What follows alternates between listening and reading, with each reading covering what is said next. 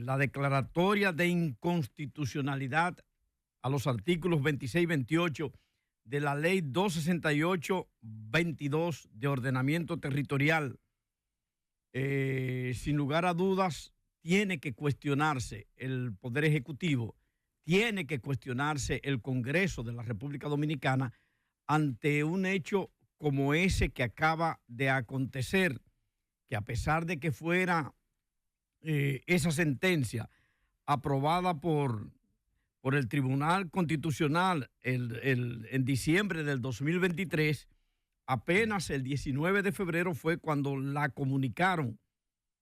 ¿De qué se trata esto? Que hay un cuestionamiento a una ley de ordenamiento territorial, que esa ley, el Consejo de Gobierno, es decir, el presidente con todos los ministros y el Ministerio de Economía, Planificación y Desarrollo, emitieron algunas consideraciones y ordenanzas a partir de eso, sin darse cuenta que estaban violando la Constitución de la República Dominicana, declarando inconstitucional 2 de los artículos de esa ley y cuestionando, al declararlo inconstitucional, esos artículos, decisiones del Consejo de Gobierno presidido por el presidente. Y uno se pregunta, ¿qué ha sucedido? Que se están cometiendo tantos yerros en materia jurídica desde el Poder Ejecutivo. Y ahí hay varias leyes e inclusive decretos que luego han tenido que ser retirados ante errores de carácter jurídico por parte del Poder Ejecutivo. Y de las informaciones que nosotros tenemos indican que parte del problema ha sido que sucedió algo inusual en la consultoría jurídica del Poder Ejecutivo, en el sentido de que retiraron abogados de los que servían como revisores de todo el papelerío jurídico que se produce allí. Correctores. Es decir, abogados que en conocimiento y en experiencia abordaban, ya sea por el fondo jurídico o ya sea porque la memoria histórica le permitía tener conocimiento técnico de las leyes, corregían cosas antes de que sucedieran, siendo evacuados por el consultor jurídico o por la consultoría jurídica, y están llevando a cometer errores al presidente y al gobierno en pleno.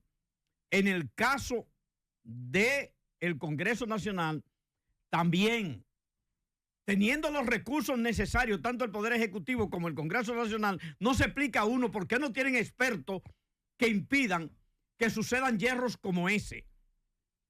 Yerros que lleven a que un ciudadano reclame, introduzca un procedimiento de inconstitucionalidad sobre 2 artículos de una ley importante que ya está siendo ejecutada en más de un sentido, y logren ganancia de causa un ciudadano al cuestionar la violación a la Constitución por parte de articulados de una ley como la ley tan importante que se tardó tanto de ordenamiento territorial, la 268-22. El Tribunal Constitucional declaró ciertamente que eran inconstitucionales los artículos 26 y 28. ¿A dónde va a conducir eso? A que tengan que reconsiderar todo lo relativo a uso de suelo y asentamientos humanos que ya se venían ejecutando por orden del Ministerio de Economía, Planificación y Desarrollo, por orden del Consejo de Gobierno, encabezado por el presidente del país. ¿Hasta dónde vamos a llegar? No estamos hablando de cualquier cosa. Estamos hablando de un dispositivo evacuado por el Tribunal Constitucional respecto a una ley que ya había sido y está siendo accionada a partir de directrices y decisiones del Consejo de Gobierno del país, que reúne en sí al presidente con todos los ministros. Pero peor que eso es el desacato de sentencias del Tribunal Constitucional que se entiende son vinculantes a todos los poderes del Estado. Y hemos estado viendo eso. Y el presidente Luis Abinader ha hablado en varias ocasiones de que se deben de ejecutar y que se creó incluso una comisión para darle seguimiento y que se cumplan. ¿Cómo puede ser que funcionemos de manera correcta? Y a partir de ahí debemos de hablar de seguridad jurídica, y la seguridad jurídica es muy amplia y aborda diferentes cosas. Eso que tú señalas es, primero, para preocupante. Yo recuerdo que había un señor en la Consultoría Jurídica del Poder Ejecutivo, apellido Quesada, no sé si alguno de ustedes lo conoció, que se encargaba de eso que tú señalas, Salvador. Y en el Congreso había otro señor que dio clases incluso en la Escuela de Comunicación de la UAS, no recuerdo cómo era que se llamaba, era muy conocido, abogado, comunicador, que se encargaba de la forma y el fondo de los proyectos, porque tienen una parte técnica donde se revisan las cosas que se aprueban en la sala, no violando la sustancia y el propósito y la intención del legislador de ajustar los términos correctos y que salga de manera correcta, porque existe la presunción de constitucionalidad de toda ley, decreto, resolución y orden de cualquier autoridad que emane. Entonces, ¿cuántas cosas habrá por ahí rodando que chocan con la Constitución de la República Dominicana? Ese es el papel del Tribunal Constitucional. Pero hay que ser un impetrante, incoar una acción para que haya, porque si no funciona. A excepción de los acuerdos internacionales que va al Congreso y también los refrenda el Congreso. Claro, si alguien lo incoa una acción. Antes de. Preventivo. Hasta que no hay un sometimiento y falla el tribunal, las instituciones están aplicando las leyes. Presunción de constitución. Claro, porque la están aplicando porque la ha aprobado un poder del Estado. Pero los desacatos andan por pipa por ahí. Sí, porque eso es otra cosa, claro. El Tribunal Constitucional y el funcionario es igual. Sí. Desacato de todo el mundo, ¿eh? Oigan, hay desacato, hay desacato en el Ministerio de Educación. Ahí. Pues Milton Rey Guerrero ha dicho varias de ellas. Que no le pagan tú le pides a una gente en un sitio y tienes que pagarle. Yo estoy diciendo, un asunto. No solo eso, que la propia Constitución manda a enseñar la Constitución en las escuelas y hay una decisión del propio Tribunal Constitucional y ellos no hacen caso. No lo hace. Y funcionarios que el Tribunal Constitucional decide algo y se queda igualito. Sin ninguna consecuencia. Un pobre infeliz que ganaba 10,000 o 12,000 pesos lo cancelan sin tener el dinero para pagarle sus derechos laborales. Y tú ves que esa gente se le va el tiempo, el alma. El estado delincuente que hemos tenido, porque así hay que llamarlo, no le importa. De hace mucho tiempo, le declara de utilidad pública una propiedad a alguien y no se la pagan. Hermano, y aquí, ¿usted recuerda el caso de la señora que murió? Mi familia fue víctima de eso. A mi papá le declararon de utilidad pública una zona donde tenía un colmado en la zona de Don Juan de Monteplata. Eso, el ministro de Obras Públicas antes de Gonzalo Castillo, no recuerdo cómo se llamaba, el último que tuvo Hipólito, Leonel Fernández. Creo que fue cuando Díaz Rúa. Óyeme, iba a pasar la carretera, se llevaron la casa con todo y todo lo que había y nunca la pagaron. Y me cansé yo de ayudar a mi papá, me comprometí con mi papá a ayudar a gestionarlo. Cuando llegó Gonzalo Castillo, fui a Obras Públicas, después de cansarme con el anterior ministro de hacer gestión, y se quedó en deuda pública. Así que tratan de en este país. No le pagaron. Yo deje perder eso ya. Ahora, váyase a deuda pública que usted vea. Usted no puede pasar ni por el contén de ahí. No. Pero cuando tú estás hablando. Usted no puede pasar, perdón, Salvador. Sí. Óyeme, deuda pública. Usted no puede pasar ni por el contén de Hacienda que ni lo reciben ahí. No me mire así. ¿Tú sabes lo que a mí me da? Oye, hay un señor que se llama, ¿cómo se llama el apodo que él tiene? El señor No. El que está ahí. El señor No es que le dicen.